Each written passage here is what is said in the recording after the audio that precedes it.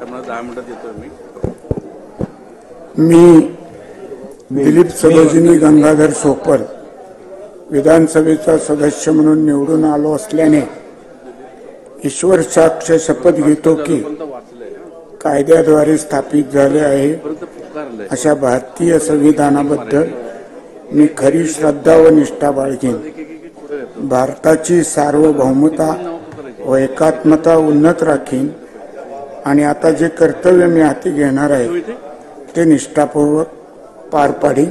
Jai Hind, Jai Maharashtra.